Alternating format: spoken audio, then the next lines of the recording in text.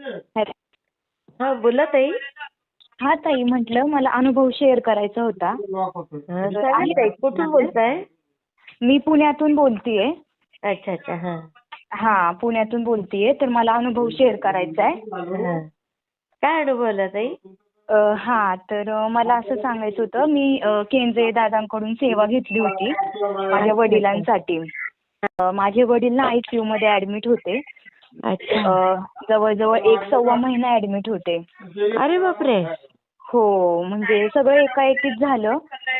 काय झालं ना, मी स्वामी सेवेत माझ्या आईमुळे आले होते. अच्छा. 1-1.5 वर्ष, म्हणजे जवळजवळ 2 वर्ष होत येतील आता. मी स्वामी सेवेत आलेले. तर मग आमची भेट केंद्रे सोबत झाली नाही का. त्यांच्या घरी वगैरे आम्ही गेलेलो. मग नंतर मंदिरात वगैरे. दादांच्या घरी गेलेले मी पहिल्यांदा. अरे मग वा. तिथे सगळं मग तेव्हापासून सेवा वगैरे चालू केली. मग नंतर मंदिरामध्ये पण नाही का, शिवतेजनगरला दादांचं मंदिर आहे ना, मग तिथे पण मी आले. अच्छा. जेव्हा मला जमेल तेव्हा जायचे दादांना भेटायला. मग असंच चालू होतं सगळं. मग त्याच्यानंतर एक दिवस काय झालं, मागच्या महिन्यामध्ये अचानक माझे घरातले सगळेच आजारी पडले. म्हणजे आई वडील, परत माझा भाऊ, वहिनी, त्यांचं बाळ, एकदम सगळेच आजारी पडले. एकाएकी ताप वगैरे सगळ्यांना आला नाही का. आणि मग त्याच्यानंतर मग आम्ही डॉक्टरकडे वगैरे नेलं. पण मग बाकीच्यांना ठीक होतं, व्हायरल इन्फेक्शन. पण आई वडिलांना थोडं ऍडमिट करायला सांगितलं. तर म्हटलं की ठीक आहे. मग एकत्रच ऍडमिट झाले ना दोघं पण. पण मग आईचं थोडंसंच होतं, त्याच्यामुळे तिला लगेच डिस्चार्ज मिळाला 5-6 दिवसांमध्ये. पण वडिलांची प्रकृती अशी दिवसेंदिवस थोडी गंभीर होत चालली नाही का. हा, मग त्यांना असं ऑक्सिजन वगैरेची गरज पडायला लागली. अरे. मग मला दादा माहितीच होते. दादा म्हणजे एकदम मला असं नाही का, त्यांच्या मुलीप्रमाणे, नातीप्रमाणेच मानतात. तर मग पहिल्यांदा मग मी म्हटलं की नाही, आता जर डॉक्टर असं सांगायला लागलेत तर मग आता पहिलं मला दादांना भेटायचंय. तर मग मी दादांना फोन करत होते. तर त्या दरम्यान ना पौर्णिमा होती. अच्छा. तर मग पौर्णिमा असल्यामुळे दादा अक्कलकोटला जातात ना, अक्कलकोट आणि गाणगापूरला असतात. तर मग दादांचा फोन काही लागतच नव्हता. तर मग मला अजूनच टेन्शन की दादांचा पण संपर्क होत नाहीये, वडिलांची प्रकृती पण अजूनच गंभीर होत चालली आहे दिवसेंदिवस. तर मग काय करू, म्हणजे असं मनात नाही का आपल्या खूप टेन्शन असल्यावर येतं ना की बाबा काय मनात आहे स्वामींच्या, दादांची पण, कारण की दादांशी बोलणं हा पण एक योग असतो. पण मग माझा तो पण होत नव्हता. म्हणून मग मला खूपच अजून आमच्या सगळ्यांना टेन्शन यायला लागलं. आईचा आणि माझा दादांवर खूप विश्वास की नाही का, दादा जे बोलतील ते खरं होणारच आहे. तर मग कधी भेटेल असं झालं. मग मी मंदिरात गेली, दादांची वाट बघितली. पण मग तिथे कळालं की दादा नेमकं पौर्णिमा हे विसरले ना मी, कारण की टेन्शन मध्ये होते, त्याच्यामुळे विसरले. मग तिथं गेल्यावर ना त्या ताई म्हणाल्या की अरे आज हे आहे पौर्णिमा, तर दादा ना तुम्हाला नाही भेटणार, कदाचित ते सोमवारी वगैरे येतील. तर मग मी म्हटलं की मला तर खूप गरज आहे, आत्ताच मला दादांशी बोलायचंय. स्वामींना तर आम्ही प्रार्थना करतच होतो की करा सगळं नीट वगैरे नाही का. असं एकदम एकाएकी सगळेच का आजारी पडले असतील, असे खूप प्रश्न. त्यात वडील एवढे म्हणजे कधी त्यांना थंडी ताप पण आलेला नाही आयुष्यामध्ये, आणि पहिल्यांदा इतकं सिरियस. त्याच्यामुळे खूपच टेन्शन मध्ये होतो. मग नंतर असंच आम्ही, मग नंतर काय झालं, तिकडून मी घरी गेले. घरी गेल्यानंतर मग रिटर्न येताना ना, त्या म्हणजे आमचं जे हॉस्पिटलमध्ये ऍडमिट केलं ना, त्या हॉस्पिटल पासून जवळच स्वामींचं तिथं पण एक मंदिर आहे. तर मग असंच आम्ही त्या रोडनी येत होतो. मग माझा भाऊ आणि मी सहज असं म्हणायला लागलो की काय असेल रे देवाच्या मनात, दादांशी आपला कॉन्टॅक्ट नाही होते, म्हणजे काय असेल नेमकं. आणि असं म्हंटले, आणि असं त्याच्याशी बोलता बोलताच मी त्याला म्हटलं अरे हो ना, काय असेल काय माहिती. आणि असं बोलता बोलता मी कॉल डायल केला परत दादांचा, आणि नेमका दादांचा फोन लागला. आणि आम्ही स्वामींच्या मंदिराच्या समोर होतो त्या टायमिंगला. किती छान होत आहे. हो, आणि मग नंतर फोन लागल्यावर मी दादांना म्हंटले की दादा माझ्या वडिलांना ICU मध्ये ऍडमिट केले, त्यासाठी मला सेवा द्या. तर मग त्यांनी ते मला म्हणाले की तुम्हाला लगेच मेसेज कर आणि मी तुला लगेच सेवा पाठवतो. तर मग मी म्हटलं की ठीक आहे दादा. मग मी मेसेज केला. दादांनी मला पुढच्या क्षणी, आम्ही मंदिरात पाया पडेपर्यंत येऊपर्यंत दादांनी सेवा पाठवली होती. मग मी म्हटलं की तेव्हा रात्रीचे काहीतरी असे 9, 9:30 वगैरे असे वाजले असतील. तर मग मी म्हटलं की ठीक आहे, आता ही सेवा तर मिळाली मला, मी उद्या पहाटे उठून ही सेवा चालू करते असं विचारलं. आणि मग दादांना म्हटलं की दादा तुम्ही कधी भेटाल मला, मी मंदिरात तर येणार आहे. मग दादा म्हणाले उद्या ये, उद्या मी आहे मंदिरात. म्हटलं बरं झालं. मग तो एक आम्हाला नाही का एक म्हणजे असतो ना आधार, तो आधार पहिला आधार बरोबर. मिळाला. हा, भावाला आणि मला. मी म्हटलं की बघ, स्वामी समोर आणि दादांशी कॉन्टॅक्ट झाला की हा. आपल्यासाठी एक काहीतरी चांगली बातमी आहे, चांगलंच अगदी होईल म्हटलं. मग बरोबर. मग तिथून पुढे मग मी दुसऱ्या दिवशी मी दादांकडे गेले. मग दादा तर असे ओळखतातच ना मला असं. हो. तर मग दादांना भेटल्यानंतर मी सांगितलं की दादा, हे असे माझ्या घरातले एकदम एकाएकी आजारी पडलेत आणि वडिलांची प्रकृती सध्या तरी अशी आहे, काय असेल सांगा. म्हटलं काय म्हणजे, मला तुम्ही खरं सांगा म्हटलं. तर मग दादा म्हणाले, तू काहीच काळजी करू नको, तुझे वडील बरे होऊनच घरी येणार आहेत. अरे तर मी वा. म्हटलं, तुमचा शब्द म्हटलं माझ्या कानाला खूप बरं वाटलंय. म्हटलं किती मोठा आधार भेटला हे माझं मला हो. माहिती. मी म्हटलं मग असं करता करता मग त्यांनी मला सांगितलं की ह्यांना काहीतरी बाहेरचं बाधा आहे म्हणून. अच्छा.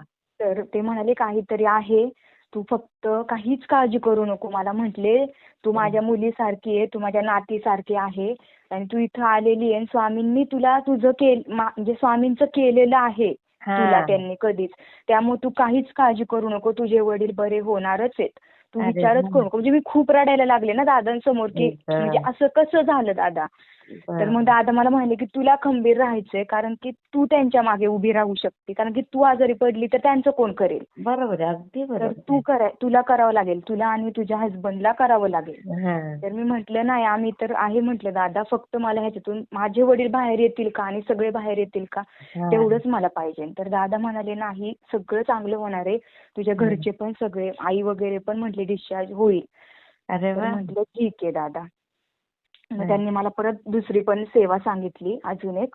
11 वेळा तारक मंत्र आणि 11 वेळा आपलं स्वामी समर्थ जप. ही हा. पण सेवा कर, आयसीयूची पण सेवा कर.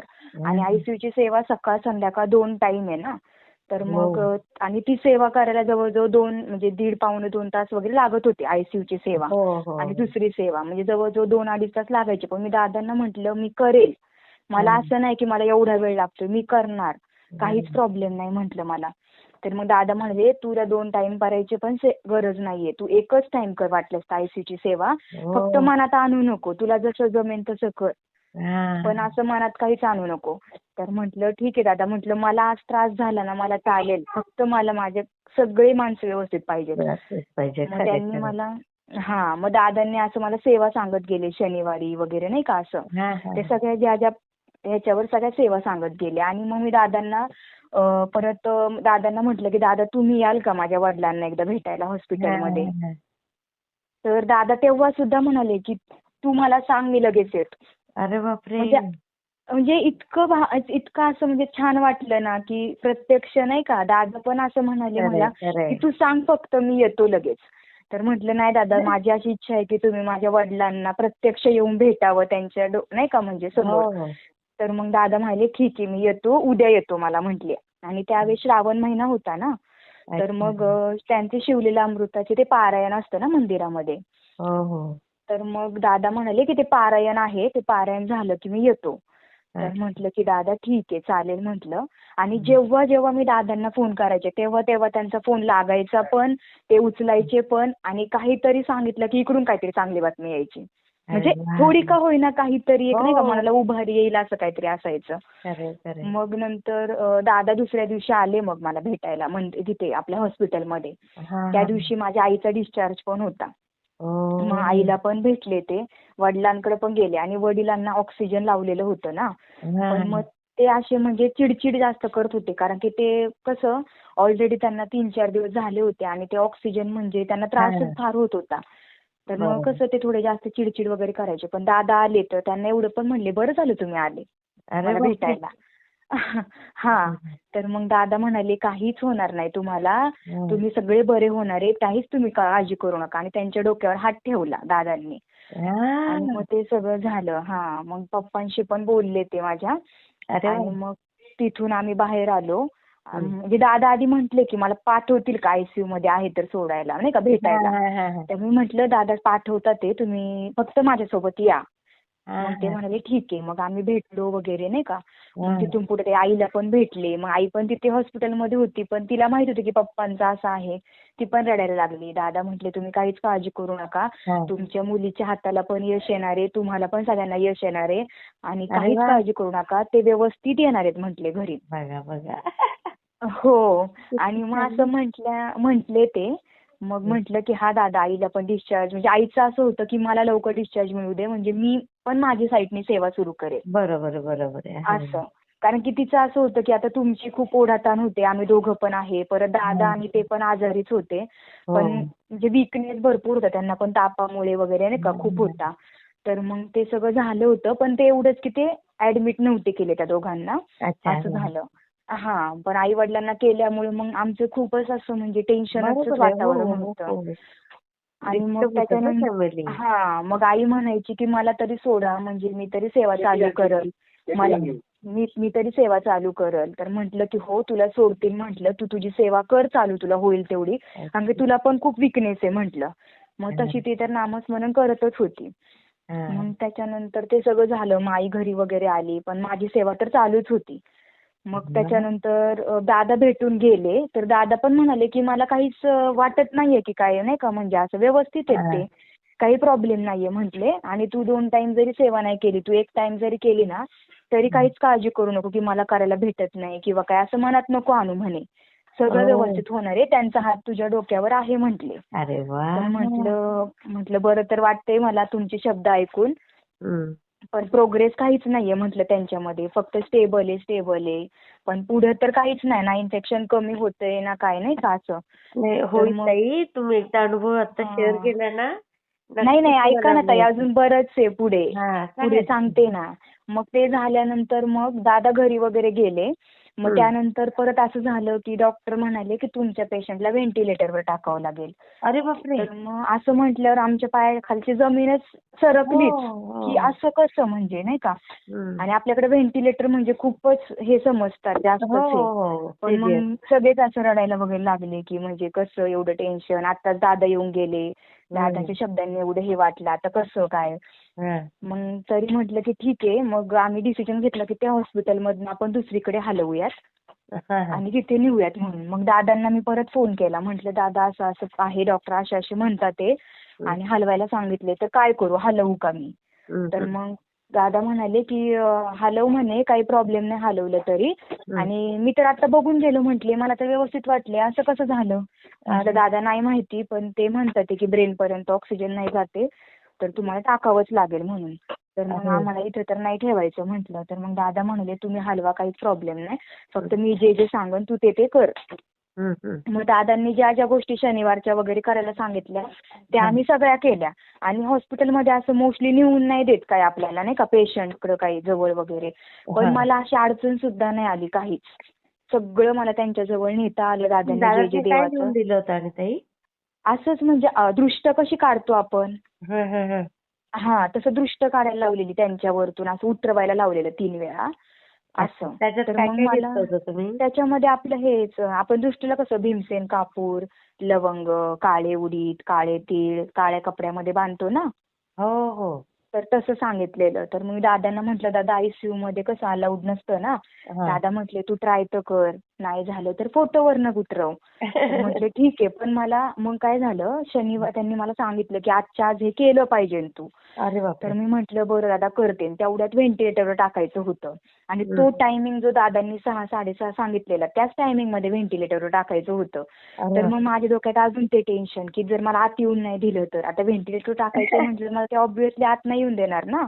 खरं आहे. तर मग मी त्या डॉक्टरच्या पुढे गेले. मला रडायलाच आली त्यांच्यासमोर की म्हटलं मला माझ्या वडिलांसाठी ना फक्त 1 सेकंद द्या तुम्ही 6 ते 6:30च्या मध्ये.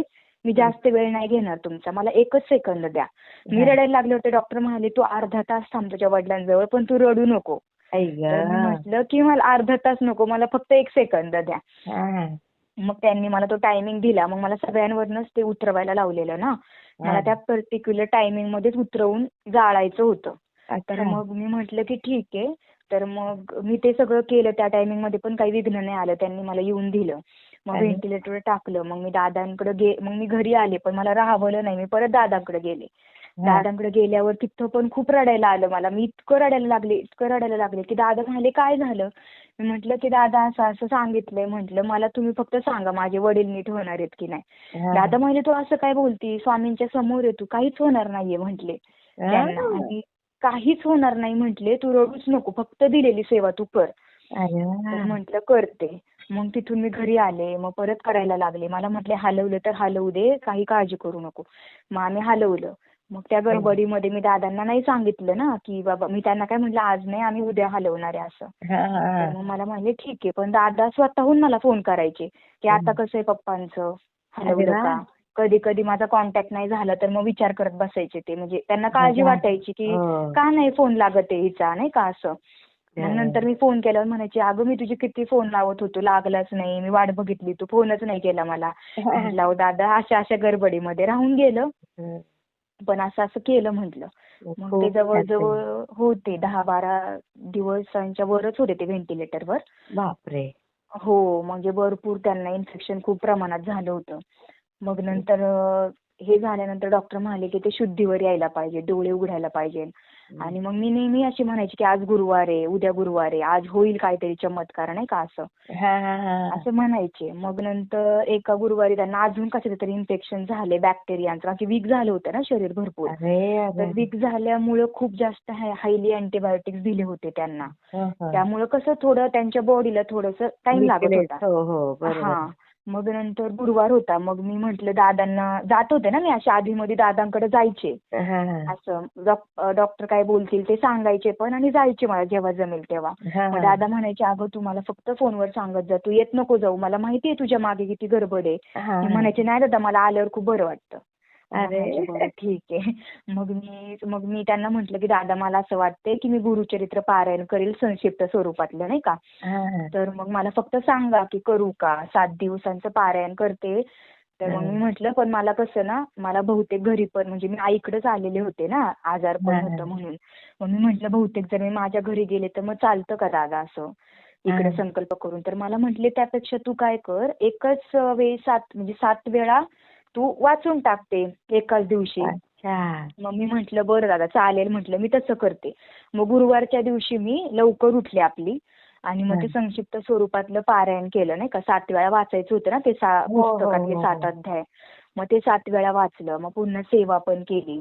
मग ते केलं. आणि माझ्या मनात ते कुठेतरी आपल्याला आशा असते ना की काहीतरी बातमी मिळेल की शुद्धीवर आलेत किंवा इन्फेक्शन कमी झाले, काहीतरी मिळेल. आणि नेमकं त्या दिवशी आम्हाला कळालं की अजून पण कशाचं तरी इन्फेक्शन झालंय. मग मला अजून टेन्शन. मी दादांना म्हणायचे दादा माझी सेवा नाही पोहोचते का हो दादा स्वामींपर्यंत, का बरं मला असं होतंय, नाही का. दादा म्हणायचे तू पोहोचतीये, तू काहीच काळजी करू नको, सगळं होणार आहे व्यवस्थित, आणि पुढच्या गुरुवारी म्हणे व्हेंटिलेटर पण निघणार आहे त्यांचं, तू काही काळजी करू नको. तर मग मी म्हटलं की बरं दादा, म्हटलं तुमच्या शब्दांवर माझा विश्वास आहे, आणि माझा विश्वास अजून स्वामींवरचा काय कमी नाही झालेला म्हटलं. त्याच्यामुळे मी माझे प्रयत्न करणार, पण कुठेतरी वाटतं ना की आज होईल उद्या होईल, पण काहीच मार्ग नाही सापडत आहे म्हटलं. तर मग असं सगळं झालं. मग त्याच्यानंतर मग असं भेटत होतो आम्ही दादांना पण. मग त्यानंतर मग आम्हाला नंतर कळालं पण की बाबा दादा म्हणाले होते की नाही उघडतील डोळे पण, काही टेन्शन घेऊ नको. आणि मग त्यांच्याशी असं बोलले, आणि दुसऱ्या दिवशी त्यांनी लगेच डोळे उघडले सकाळी, आणि ते माझ्या भावाने बघितलं. मग त्यांनी लगेच फोन केला की पप्पांनी डोळे उघडलेत. मग इतकं बरं वाटलं. मग मी परत दादांना, नाही का, प्रत्येकाचा प्रोग्रेस सांगायचे. मग दादांनी परत एक सांगितलं, एका शनिवारी परत ते असंच उतरवायला सांगितलं. आणि मग दादा म्हणाले तुम्ही एवढं करा, काही काळजी करू नका, तुम्हाला काहीतरी मार्ग नक्की मिळणार आहे. तर म्हटलं ठीक आहे. आणि मग तेवढ्यात ते ना काय झालं, माझा भाऊ हॉस्पिटलमध्ये असायचा ना, तर मग तिथं दररोज त्याला एक माणूस भेटायचा, पण ते असं जनरल, त्यांचं पण पेशंट होतं तिथे, पण ते असं जनरल बोलायचे दररोज तिथे, नाही का, बाबा कसं आहे तुमचं पेशंट, किंवा आपण नाही का असं जनरल बोलतो ना हॉस्पिटलमध्ये सगळ्यांचे नातेवाईक, तर तसं बोलायचा. पण त्या दिवशी तो माणूस नेमका माझ्या भावाला काय म्हणाला की तुम्ही ना गणपतीला असं दान करा, काहीतरी गरीब असतात ना गणपतीच्या मंदिराच्या इथे, तिथं गरिबांना दान करा म्हणे, काहीतरी खूप चांगलं असतं ते केलेलं. आणि तो माणूस दररोज भेटायचा तेव्हा नाही म्हटला, पण जेव्हा दादा म्हणाले ना की काहीतरी मार्ग सापडेल तुम्हाला, त्या दिवशी तो माणूस म्हणाला. मग ते पण एक आम्हाला नाही का प्रचिती आल्यासारखंच हो, की बाबा त्यांच्या आल्यासारखंच आहे. तोंडून खरंय. त्यांच्या तोंडून बोलले. मग माझा भाऊ म्हणाला की असं असं बोललेत अगं, आपण जाऊ आणि गरिबांना दान करू नाही का काहीतरी. हां, हां, मग हां. आम्ही गेलो. तिथे गरीब असतात ना असे बसलेले नाही का बाहेर. बरोबर. हो, हो. मग त्यांना आम्ही दान केलं. मग सांगितलं आमच्या वडिलांचं असं की तब्येत बरी नाहीये. मग ते पण म्हणाले की व्यवस्थित होईल. असं अरे तसं वाह! प्रत्येकाने असं केलं. आणि मग तिथून पुढे मग त्यांच्या प्रकृतीमध्ये सुधारणाच होत गेली. आणि मग ओह! दादांनी सांगितलं होतं ना गुरुवारी व्हेंटिलेटर काढतील. हां, मग हां. गुरुवारची आम्ही खूप अशी आतुरतेने वाट बघत होतो की ते व्हेंटिलेटर कधी काढतील, आम्हाला असं झालं होतं नाही का. हां, हां. मग त्यांनी मग गुरुवारच्या दिवशी व्हेंटिलेटर पूर्ण नाही काढलं, पण त्यांनी कमी केलं. कारण की ते काय म्हणाले, अच्छा. आम्हाला एकदम नाही काढता येत ना असं.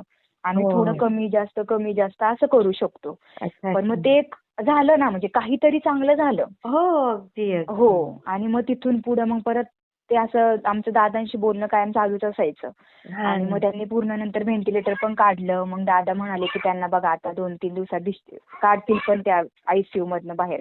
मग हां. 2-3 दिवसांनी त्यांना आयसीयू मधनं पण बाहेर काढलं. मग दादा म्हणाले आता सोडतील पण 1-2 दिवसामध्ये घरी, काहीच काळजी अरे करू नका. वाह! आणि मग नंतर सोडलं पण. म्हणजे प्रत्येक गोष्टीत मी फोन नाही केला तर कधी दादा पण करायचे आणि मी हां. पण त्यांना अपडेट द्यायचे नाही का, दादा आज असं झालं, हो, तसं हो. झालं. मग ते सगळं झालं. मग ते घरी पण आले. ते मला म्हणाले, "फक्त पप्पा घरी आले की आपल्या स्वामींना पेढे घेऊन ये." मग म्हटलं, हो, "अहो हो. आम्ही बोललोय स्वामींना प्रत्येक जण काय काय आणि ते हां. सगळं दादा पूर्ण करणार आहे. फक्त आता पप्पांना मी कसं घेऊन नाही येऊ शकत, ते खूप वीक आहेत." दादा हो. म्हणाले, "काही काळजी करू नको. तुला जेव्हा त्यांना बरं वाटेल तेव्हा घेऊन ये. फक्त त्यांना सोडल्यावर तू ये. ओह! तुम्ही दोघं जण." माझ्या नवऱ्याला ते जावयच म्हणतात त्यांचा. मग ते अरे वाह! म्हणतात तू आणि पाहुणे ये. तर मी म्हटलं की हो आम्ही हं. येऊ म्हटलं. मग मी त्यांना सोडल्यावर गेले होते. पेढे वगैरे दिले. दादा म्हणे हो. तुझ्या हाताने वाट. मग बाकीचं त्यांना म्हणे त्यांना बरं वाटल्यावर ये म्हटले घेऊन. काही प्रॉब्लेम नाही. अरे मग वाह! म्हणजे जवळ-जवळ माझे वडील 1.25 महिना हॉस्पिटलमध्येच म्हटलं तरी चालेल. बापरे! हो, बिल तर 1 खूप महिना ते झालं असेल होते. ताई. हो, भरपूर झालं. बापरे! पण मग तेच म्हणजे इतकं टेन्शनमध्ये होतो, की डॉक्टर सुद्धा म्हणतात नाही का, की जे शक्य नव्हतं, हो, ते हो, शक्य हो. झालंय. तुमच्या वडिलांची केस खूप अवघड होती. बापरे! त्यांनी आता म्हणजे जे शिकावती असतात ना डॉक्टर, त्यांना हो. सुद्धा त्यांचं केस स्टडी करण्यासाठी दिलं, की खूप क्रिटिकल हां. केस होती, पण ते एकदम सुखरूप त्याच्यातून बाहेर आले. अरे वाह! आणि आता सध्या ते व्यवस्थित आहेत. परत काल पण आम्ही फॉलोअपला गेलेलो, तर ते रिपोर्ट्स पण एकदम चांगले आले. म्हणजे अरे वाह! असं काहीच खूप अवघड कंडिशन होती, पण सावरलो त्याच्यातून सगळं. मग म्हटलं तुम्हाला अनुभव शेअर करावा. म्हणजे खूप छान ताई. हो. मी शेअर करते हां. हो. मी असे करते. छोटे-मोठे तर येतच गेलेत. हां. आता जेव्हापासून मी सेवेला लागले ना, हां. दादांकडून जेव्हा सेवा घेतली यायलाच लागले. पण हा म्हणजे माझ्या आयुष्यातला सगळ्यात मोठा खरंच, अनुभव खरंच, होता. खरंच, खरंच, खरंच. त्यामुळे माझी ते आई पण फोटो असतील तर म्हणाली पाठवा हां ताई. हो. काय? फोटो असतील तर पाठवा म्हटलं काही तुमचे. फोटो नाही ना ताई, कारण की ते हॉस्पिटलमध्येच असल्यामुळे फोटो तर काही जमलं नाही बरं, काढायला. बरं, बरं, बरं. काही हो, नाही. असं काही फोटो नाही काढले. हां, पण मी तेच शेअर आईचं पण करते हां चाललं ताई. होतं. आई तुमचा अनुभव खूप ऐकते ना YouTube चॅनलवर. अच्छा. ती कंटिन्यू ते ऐकत असते. मग त्या अनुभवातनंच तिला तुमचा नंबर मिळाला होता. मग अच्छा, ज्यावेळेस अच्छा. मला दादांकडे जायचं होतं ना, हां. त्यावेळेस तिनेच मग नंबर वगैरे मिळून मला ऐकवला होता आधी दादांचा. अच्छा, अच्छा. आणि हां, मग हां. ती मला म्हणाली, की असं-असं चॅनल आहे. तेव्हापासून ती नेहमी हां, ऐकते हां. नाही का तुमचे अनुभव. मग तिचं खूप चाललेलं, की "अरे तू शेअर कर अनुभव." मी म्हटलं, "हो." ते म्हटलं, "आता पप्पांनाही बरं वाटतंय, तर नाही, मी करते छानच, म्हटलं छानच, अनुभव." छानच सगळं ताई. मी शेअर करते हो. हां. हो, श्री हो स्वामी ताई. समर्थ. हो. श्री स्वामी समर्थ.